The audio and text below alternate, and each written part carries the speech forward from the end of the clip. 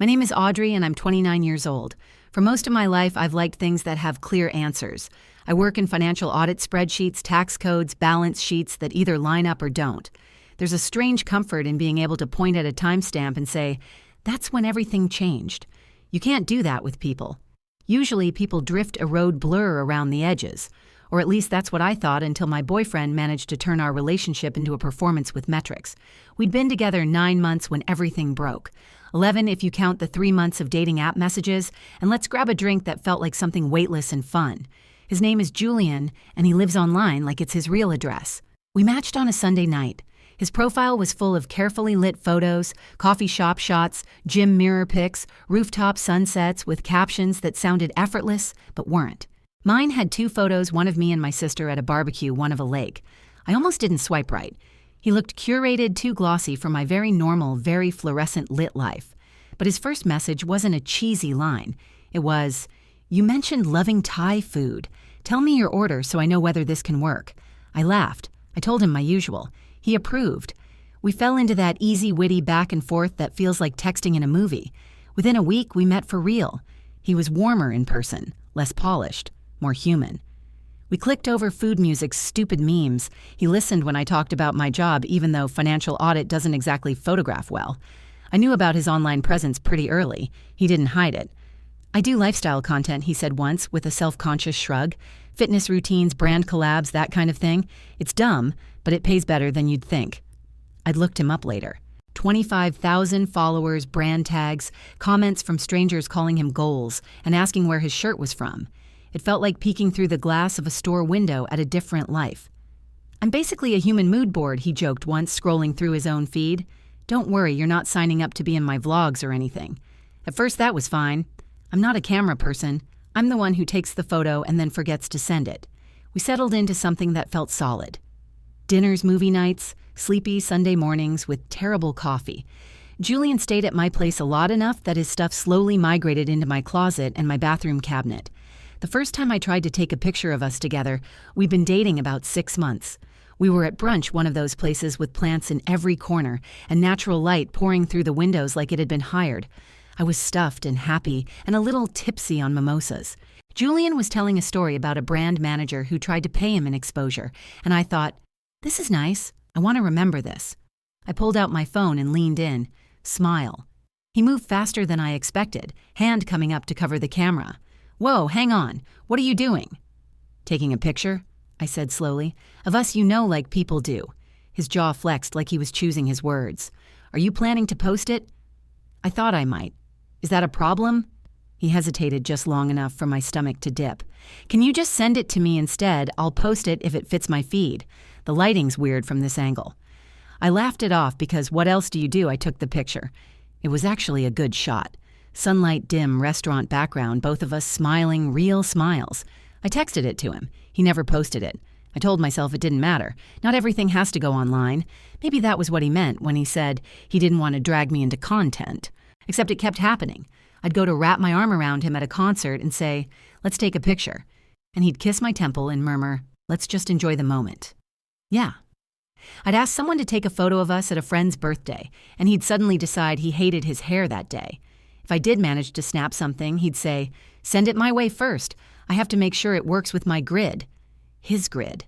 Meanwhile, his Instagram was full of him at the gym, him making green smoothies, him laughing with his friends on patios and rooftops, him tagging brands and other creators. Not once, not even in the background, was I visible. I tried to ignore it. Tried to be the chill girlfriend, but there's only so many times you can be erased before you start to notice the outline of the space where you should be. A few weeks ago, I asked him about it directly. We were lying on his couch, my legs draped over his lap, some mindless show playing in the background. His phone lit up every few minutes with notifications, likes, comments, DMs. "Hey, I said I's still on the TV. How come you never post us together?" He paused for a fraction of a second before answering. "I keep my relationship private. Social media isn't real life." I turned my head to look at him. "But you post everything else. Your workouts, your meals, your friends, just not me." "That's different," he said quickly. "Those are content. My relationship is personal." "So I'm more personal than your breakfast," I said lightly. But there was an edge to it. He sighed. "Why does this matter so much to you?" Are you insecure about something? There it was. That little twist. If I cared, it meant there was something wrong with me. I let it go out loud at least. Inside, something small and stubborn started taking notes. Then 5 nights ago, the notes became a ledger. We were at his apartment half watching some reality show while he scrolled endlessly. At one point, he set his phone face down and said, "I need to talk to you about something." Okay. My heart did that weird skipping thing. "Okay, I don't want you posting pictures of us together," he said. "And I'm not going to post any either." I sat up a little. Why he rubbed the bridge of his nose like this was exhausting. Because I've worked really hard to build my platform, my followers expect a certain aesthetic, a certain lifestyle.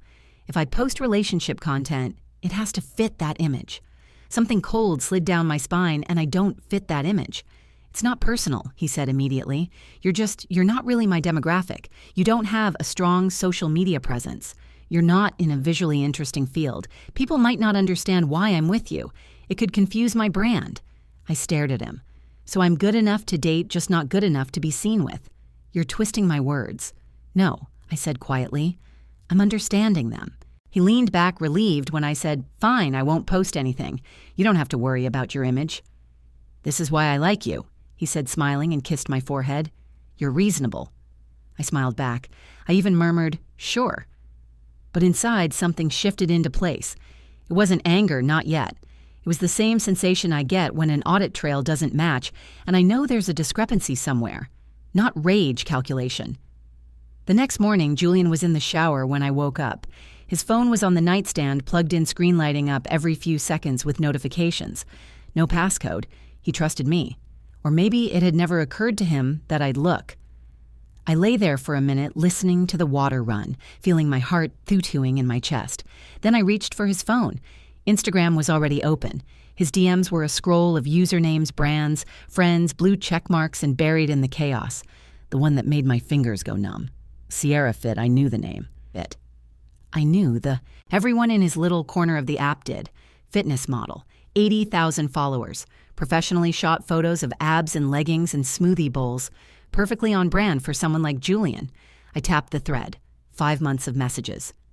At first it looked harmless, reacting to each other's stories, swapping workout tips. Then the tone shifted. Fire emojis, winking faces. "We should collab sometime." Her saying I'm single and ready for something real with someone who gets this lifestyle. Him replying, "Same here. It's hard to find. Same here." I scrolled further, my vision tunneling. There were other names too. Smaller accounts, local creators. The pattern was the same. He was cultivating options people he wouldn't be embarrassed to be seen with online. I took screenshots every page, every damning line. I sent them to myself, then deleted the outgoing messages from his phone, put it back exactly where it had been. When he came out of the shower, I was in the kitchen making coffee like nothing had happened. "What are you up to today?" he asked, kissing my shoulder. "Just work," I said. "Normal stuff." He nodded. "Text me later. Maybe we can do dinner." "Sure," I said, smiling. After I left, I didn't go straight to the office. I stopped at a coffee shop, ordered something I barely tasted, and sat with my laptop open and my phone glowing with the screenshots I'd stolen. I could confront him. He'd accuse me of violating his privacy.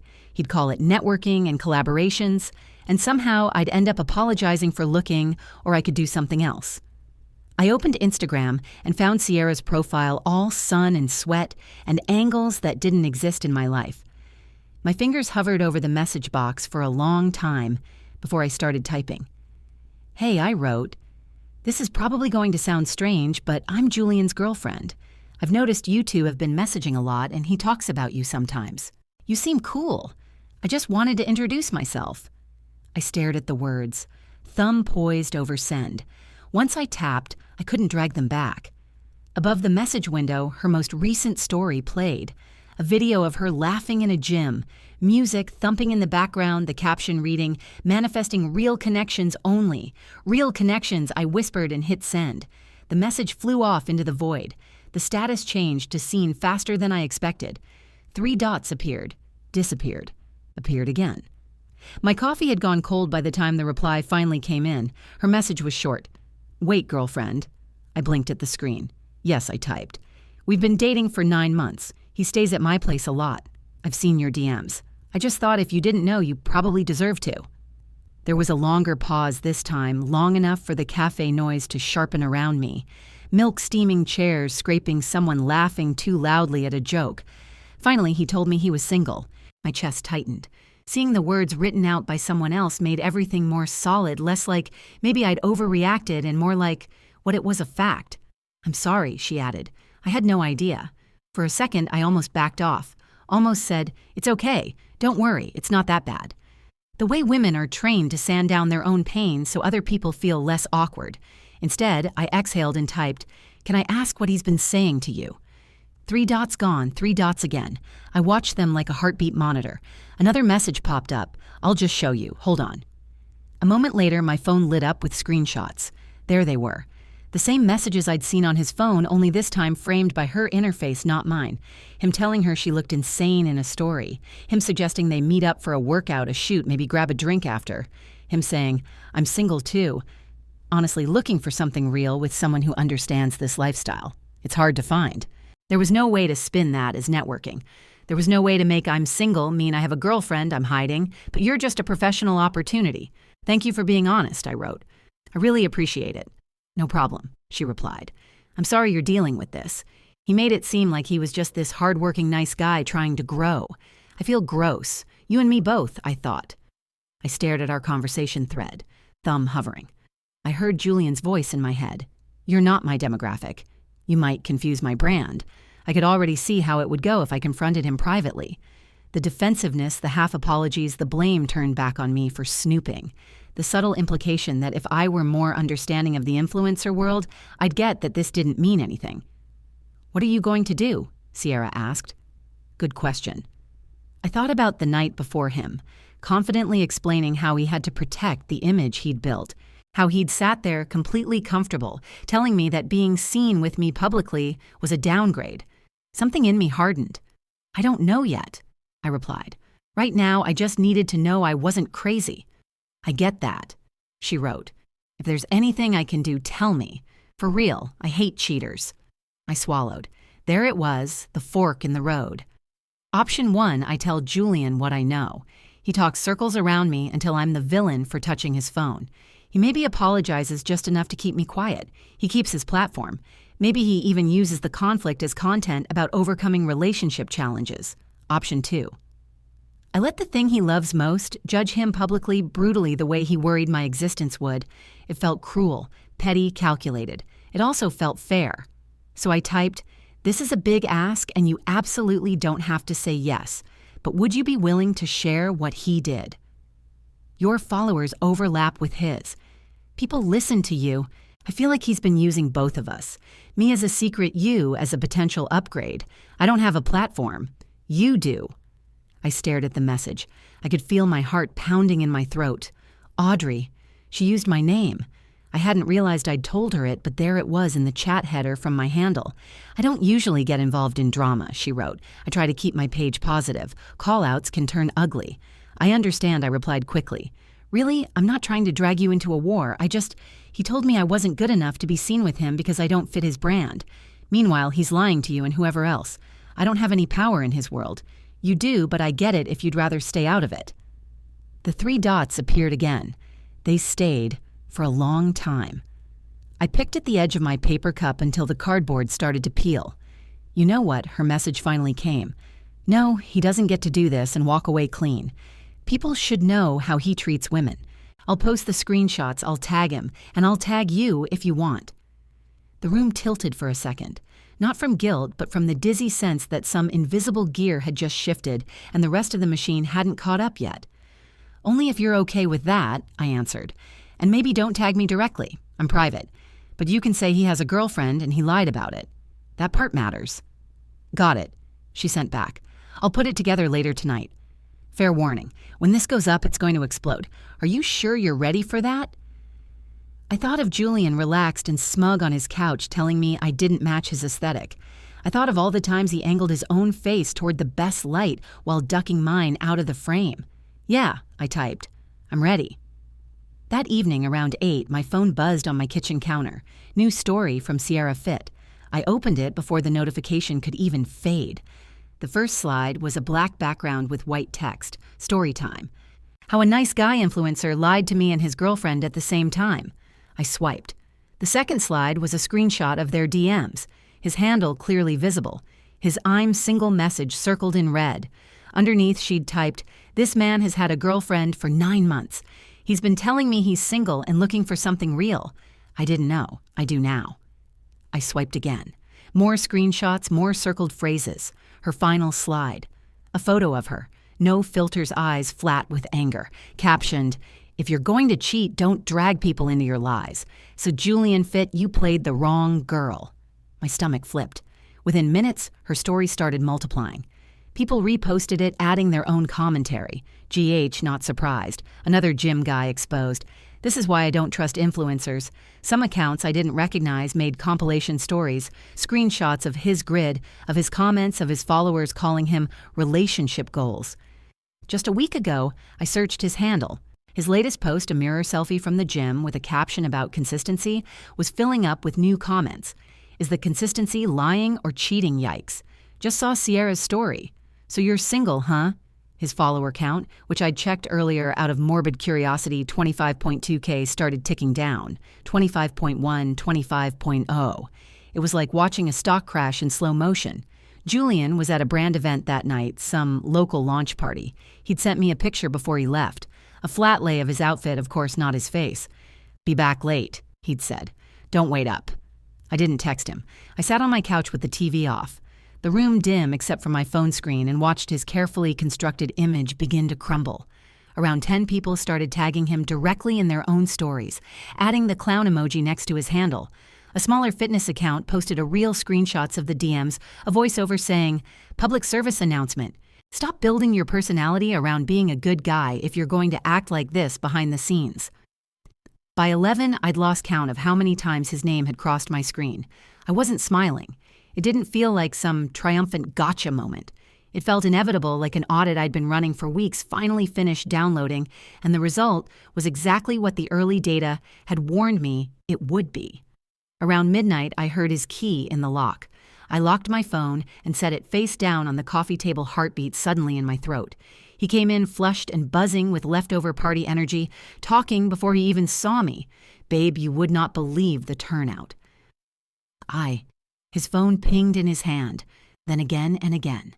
The sound became a stuttering alarm. He frowned down at the screen. I watched his expression change in real time.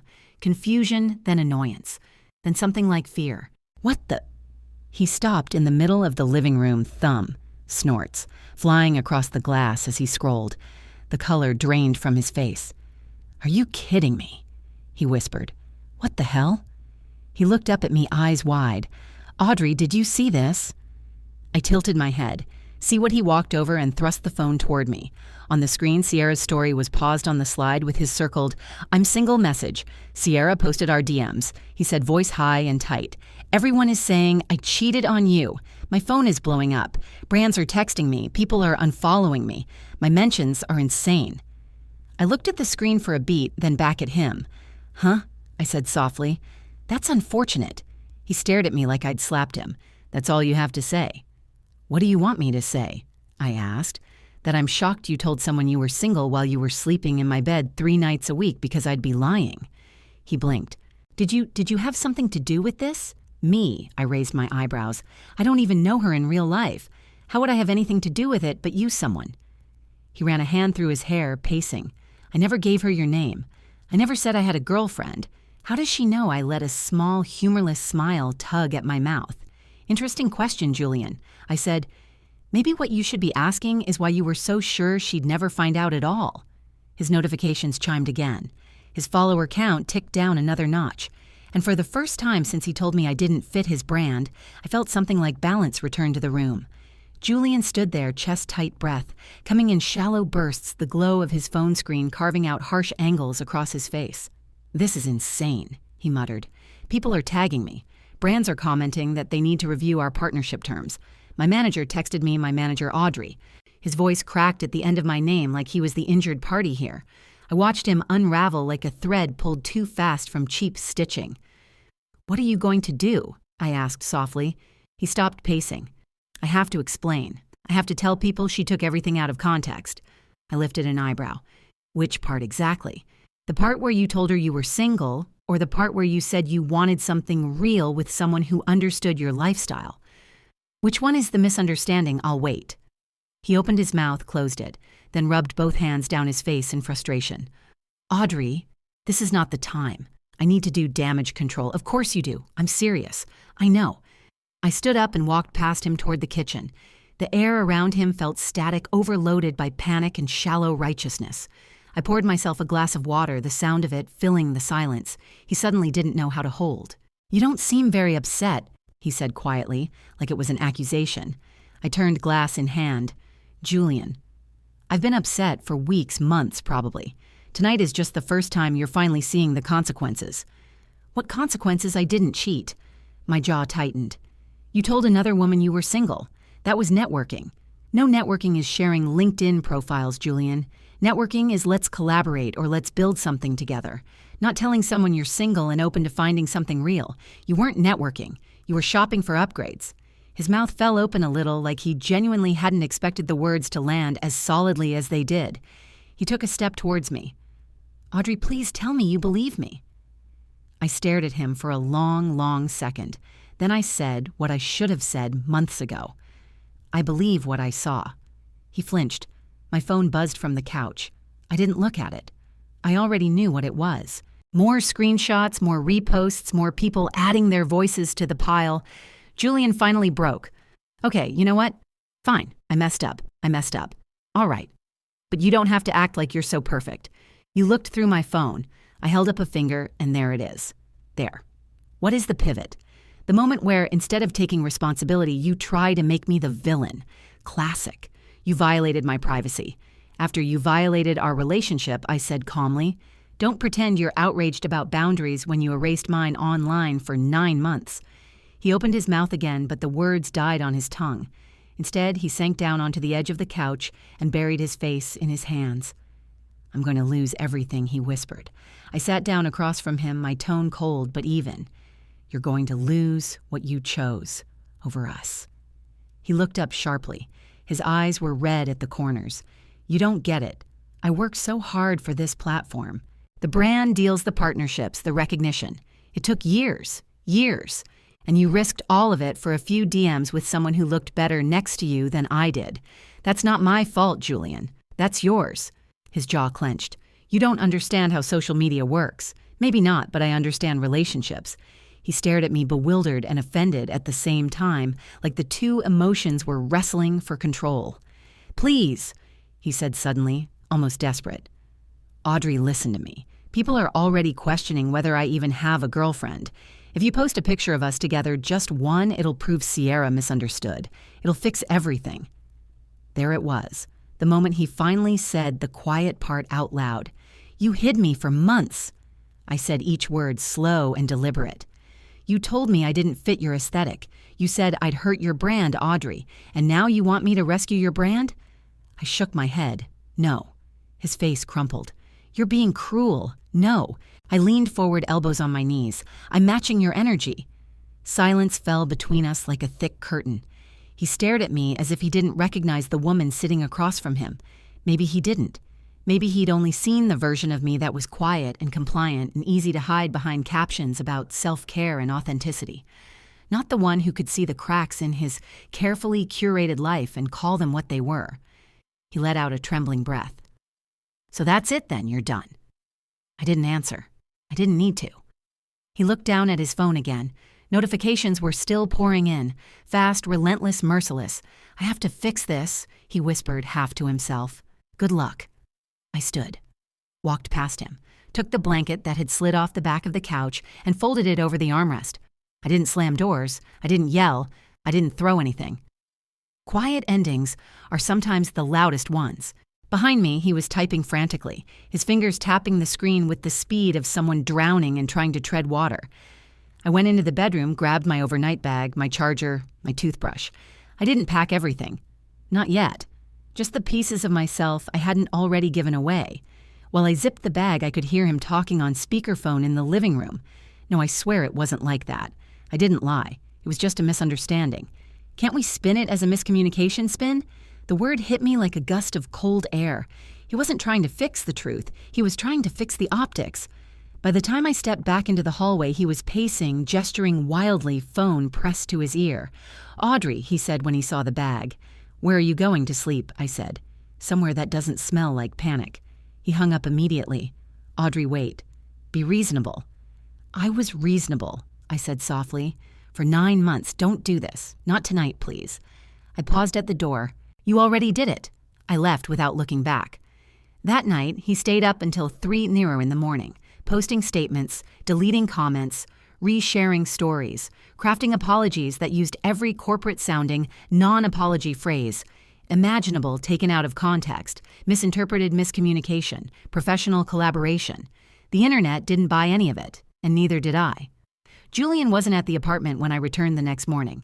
For a split second, stepping into the quiet space felt surreal, like walking into the aftermath of a storm where everything looks normal, but smells like rain and broken things. His shoes were still by the door, but the air didn't contain him anymore, just the faint echo of his panic from the night before. I walked through the living room slowly. A half-empty protein shake sat abandoned on the counter. His ring light was still plugged in, but tipped sideways like he'd knocked it over in a rush. The apartment felt drained, like someone had pulled out all the bright, artificial air that kept it afloat. My stomach twisted, not from regret, from confirmation. He wasn't worried about losing me. He was worried about losing his audience. My phone buzzed with a notification from Sierra. "Sierra, you okay? I know last night was a lot." I typed back, "Me, I'm fine," or something close to it. Another message arrived instantly. Sierra. He posted 3 stories trying to clarify. Everyone is dragging him. Even some fitness accounts with big followings made videos about it. It's bad. I didn't open his profile. I didn't need to see it yet. Instead, I walked to the bedroom and began folding the rest of my clothes. Jeans, sweaters, t-shirts that never matched his color-coded aesthetic for a couple photos because we never took any. A few pieces he'd bought me as a gift, but were really brand samples he wanted to feature in a flat lay someday. I debated leaving those behind on the bed like evidence. Instead, I shoved them into the donation pile. While I packed, the front door clicked open. Julian walked in. He looked wrecked, hair messy, hoodie unzipped, face pale with exhaustion. A deep heaviness followed him into the room like a shadow. "Audrey," he said, voice raw. I didn't stop packing. "Hi." He stood there, hands hanging uselessly at his sides. "I didn't sleep," he said quietly. "I know. Everyone thinks I'm a liar, a cheater." "Are they wrong?" I asked. He flinched like I'd hit him. "I didn't cheat," he whispered. "Not physically." I dropped a folded sweater into my suitcase. Emotionally, digitally, publicly. "Take your pick." He swallowed. "I didn't think it mattered. I didn't think that I would matter." I finished. "Not compared to your followers." He rubbed the back of his neck. "I messed up. I know that. But you could have talked to me, Audrey. You could have come to me before it blew up." A bitter laugh escaped before I could stop it. "Talk to you so you could spin it. Gaslight me. Tell me I'm interpreting screenshots wrong. Tell me Sierra misunderstood your professional intentions. You would have turned it into a PR problem, not a relationship one." His eyes flicked to the suitcase. "You're really leaving?" "I am. Please don't." His voice cracked, and for the first time he sounded small. "Audrey, don't walk out like this." I zipped the suitcase halfway and looked at him. Really looked at him. "You kept me off your feed for 9 months, Julian. I've been invisible to your world since the day we met, and the one night you finally needed me publicly, it wasn't to love me. It was to save your brand." "That's not true," he whispered. "It is," I said softly, "and you know it." His breathing stuttered. "We can fix this. We can explain things. We can tell people we were working through stuff privately. We can post something together. Just one picture." "You're still trying to script me," I said. "Still trying to turn this into content. I'm trying to fix my life." "Then fix your life," I said. "But don't use me as a prop." Silence fell like a heavy curtain between us. He took a shaky step forward. "Audrey, I love." Don't I cut in sharply. "Don't say it. Not today." He shut his eyes like the word hurt him. "I'm sorry," he whispered. "For everything. For being selfish.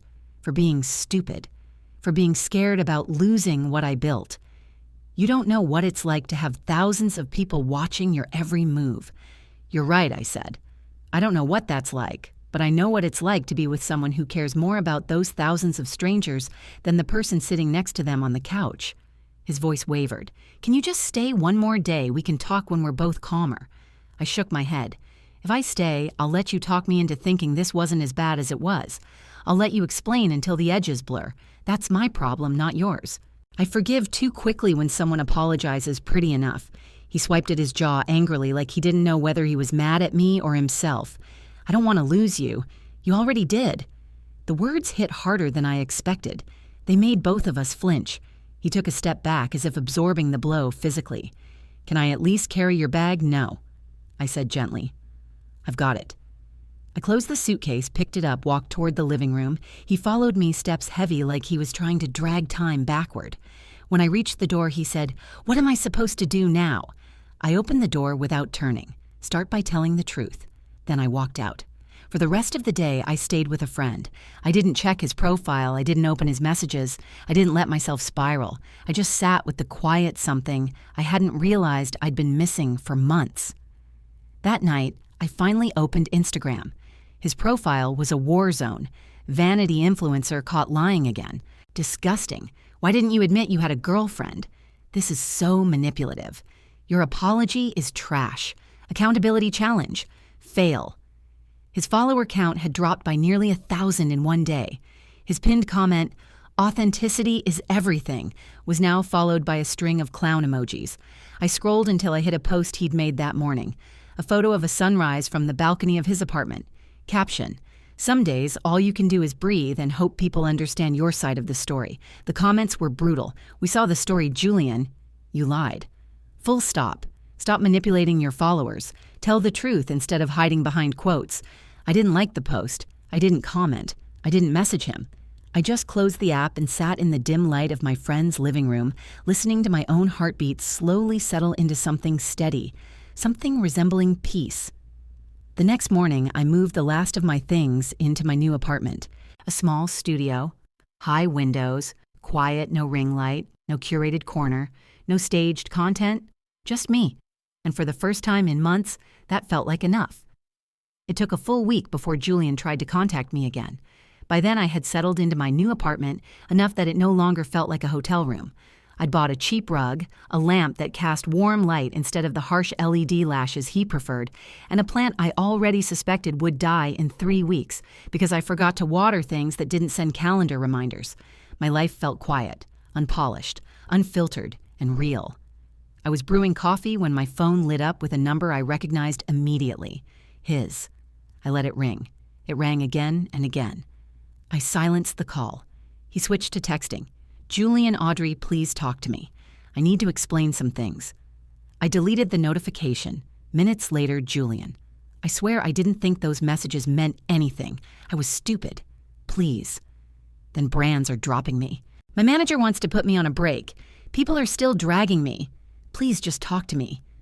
I locked my phone and turned it face down. He wasn't asking for a closure. He was asking for a life raft. 2 days later, I met with my friend, and now unofficial roommate therapist Chloe, at a coffee shop near my building.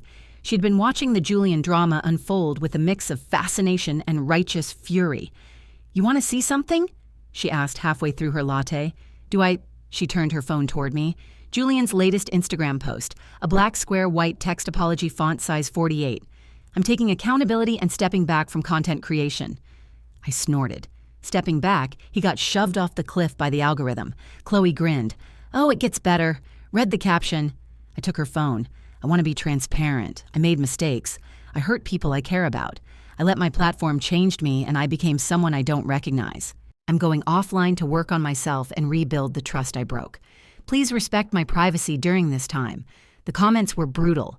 "You didn't make mistakes. You lied. Imagine finally mentioning your girlfriend after she dumped you. Accountability without details means nothing. This is PR, not growth."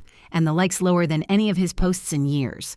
I handed the phone back. He's in damage control mode again. That's his entire personality. Chloe said damage control.